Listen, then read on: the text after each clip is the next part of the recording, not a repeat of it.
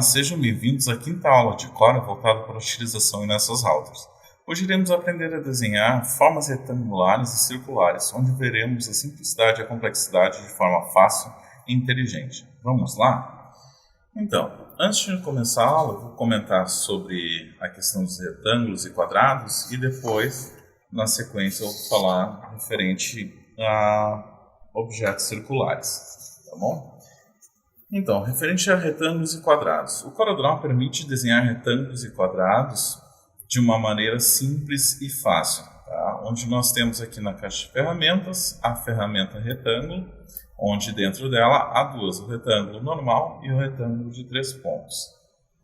É possível desenhar um retângulo também com cantos arredondados, com vieiras e chanfrados. Você pode modificar cada canto individualmente ou aplicar as alterações a todos os cantos.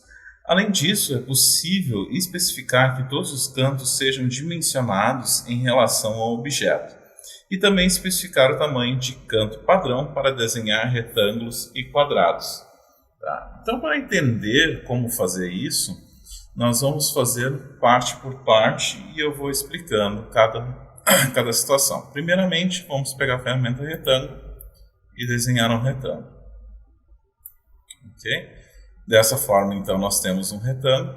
E se eu pegar a outra ferramenta, retângulo de 3 pontos, eu faço um clique, arrasto até onde eu quero e depois dou outro clique, fecha o retângulo novamente. Tá? Então, essas são as duas formas básicas de fazer o retângulo. E agora eu vou dar as dicas. Lembrando que nós vamos agora trabalhar com a barra de propriedades, vamos entender cada parte. A partir dessa aula nós vamos fazer as definições mais refinadas de cada uma das ferramentas, tá? Até fazer o primeiro projeto. Então vamos lá. Para entender como é que o Corel funciona, nós temos aqui as réguas, né? Como eu havia falado. Tanto no lado aqui esquerdo quanto acima, que é horizontal e vertical. Né? Outra coisa, como eu sei o tamanho que está esse retângulo? Né? Nesse caso aqui, se vocês forem ver, ele, na primeira parte da barra de propriedades, ele está informando o x e o y, 566 pixels e menos 215 pixels. Mas o que significaria isso? Significa a posição onde o eixo está.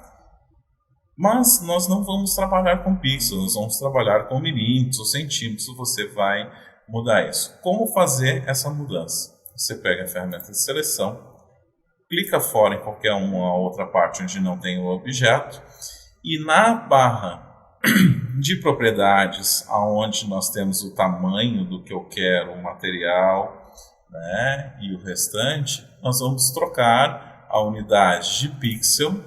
No meu caso aqui, vou colocar para milímetros, correto? Quando eu colocar para milímetros, tudo que eu tinha pixel antigamente, ele vai mudar e vai transformar para milímetros.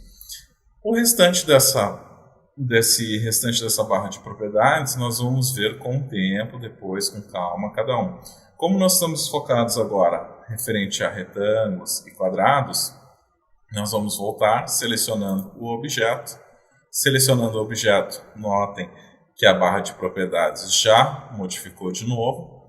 E aqui o que ele me informa? Ele informa que a posição do eixo, do meu material, eixo, né, como eu tinha falado, que é o centro, onde está esse x, ele está nessa posição de 149,837 mm e menos 56,875 mm. Ao lado, nós temos a dimensão desse material, ou seja, ele está me informando que eu vou arredondar aqui para não precisar estar dizendo toda a numeração, ele está me informando que eu tenho 48 mm na horizontal e 38 milímetros na vertical, informando que esse retângulo ele tem 100% do tamanho dele, porque foi o tamanho original que eu desenhei. Bem ao lado existe um cadeado que ele bloqueia a proporção. Isso eu já vou explicar como é que funciona cada um.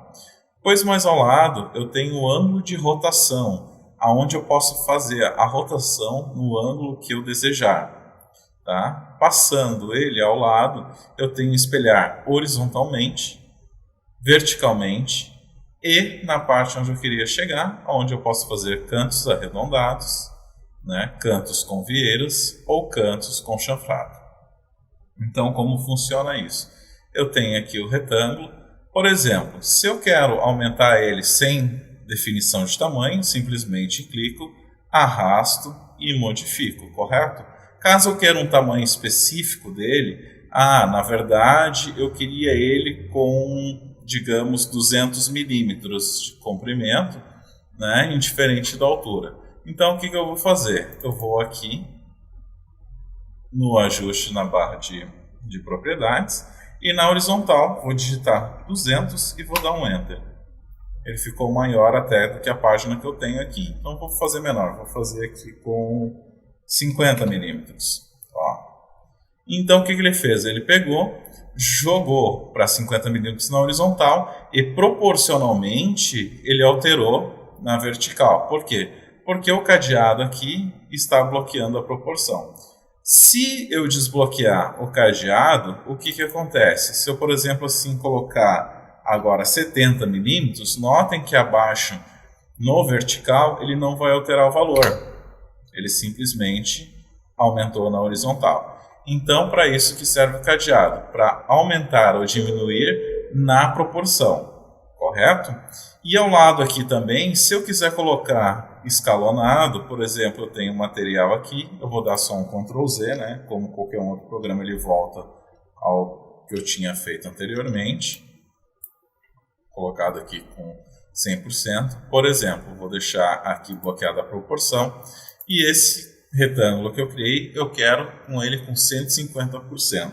Se eu digitar 150%, ele vai aumentar na escala de 150%. Se eu diminuir para 50%, ele vai reduzir na escala 50%.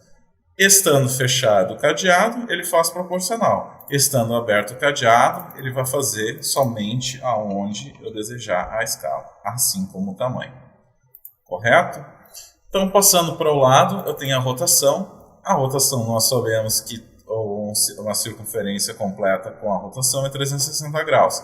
Então, por exemplo, se eu chegar e colocar aqui 45 graus, ele vai rotacionar em sentido anti-horário 45 graus. Como é que eu sei que ele rotacionou anti-horário?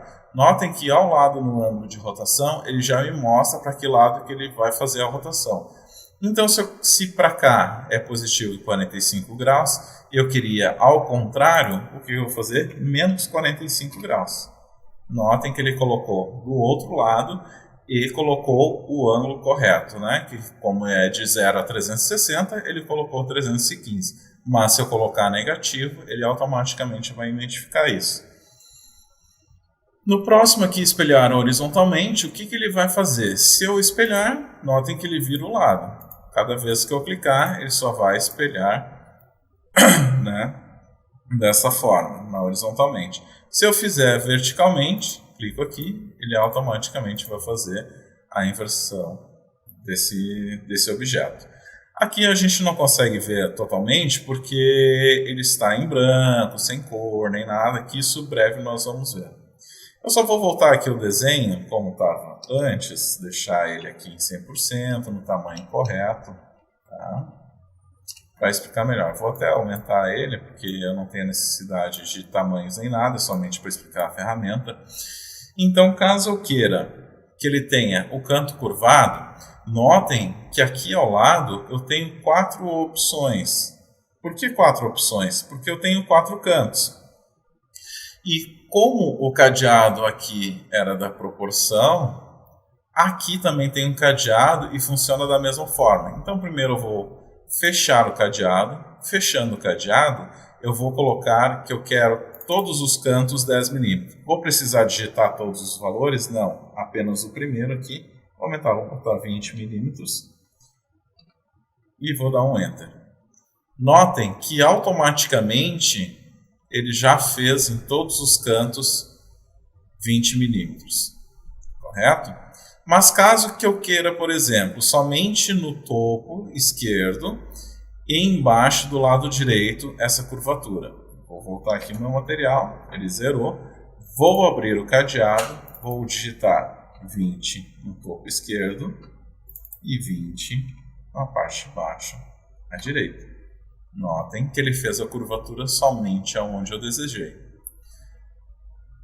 Nas outras opções funciona tudo da mesma forma, da mesma exatamente forma. Basta eu clicar, podem notar que ele automaticamente já surgiu com o canto de vieira. Se eu quisesse nos 4, é só colocar aqui. Por exemplo, aqui eu queria só com 5 milímetros e lá em cima no topo eu quero com 30. Notem que ele vai fazer cada um diferente. Caso eu aperte na edição dos cantos juntos, aí eu vou alterar aqui para 15, automaticamente ele vai... Opa, ele só não mudou agora porque eu já tinha mudado, né? Mas deixa eu voltar aqui ao material, como ele estava antes, desde o início. Aí, bloqueado. Vou colocar com vieiras, né?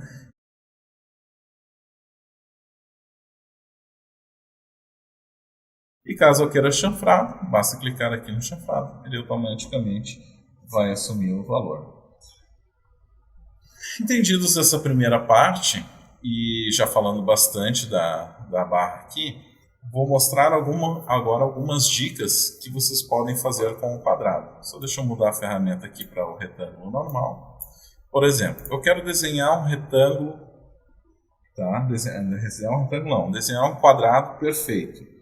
Isso é uma dica muito boa, interessante, é legal que vocês anotem, porque no Corel é usado bastante atalhos no teclado.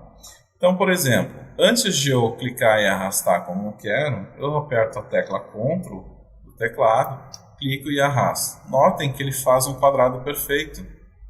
E como é que eu sei que ele fez um quadrado perfeito? Não se esqueçam lá na barra de propriedades que ele já vai informar o tamanho. Outra dica muito importante e legal é que se você quer desenhar um retângulo do centro para fora, é só apertar Shift. Eu apertei Shift, ó, ele vai desenhar um retângulo da onde eu cliquei no centro para fora.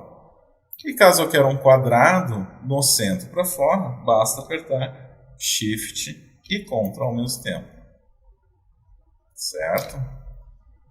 Então, como na aula passada nós aprendemos que a coloração se deve com o botão esquerdo na paleta de cores e com o contorno com o botão direito.